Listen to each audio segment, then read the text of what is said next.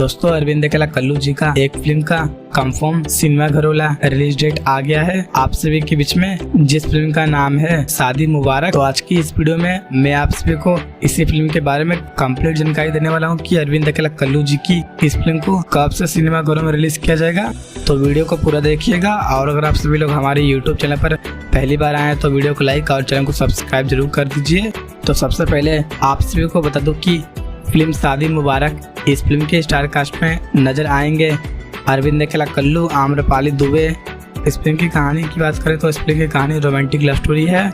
इस फिल्म के प्रोड्यूसर हैं रोशन सिंह और इस फिल्म को डायरेक्ट किए हैं आनंद सिंह। तो चलिए दोस्तों बता दें कि इस फिल्म को कब से सिनेमा घरों में रिलीज किया जाएगा। तो अरविंद अकेला कल्लू जी का फिल्म शादी मुबारक, इस फिल्म को सिनेमा घरों में रिलीज किया जा रहा है 26 मई को। जी हाँ दोस्तों, 26 मई को आप सभी के नजदीकी सिनेमा घरों में। तो आप सभी लोग अरविंद अकेला कल्लू जी के इस फिल्म को 26 मई से अपने नजदीकी सिनेमा घरों में जाकर जरूर देखिएगा। काफी शानदार रोमांटिक लव स्टोरी फिल्म होने वाली है। और दोस्तों वीडियो पसंद आए तो वीडियो को लाइक और चैनल को सब्सक्राइब जरूर करें।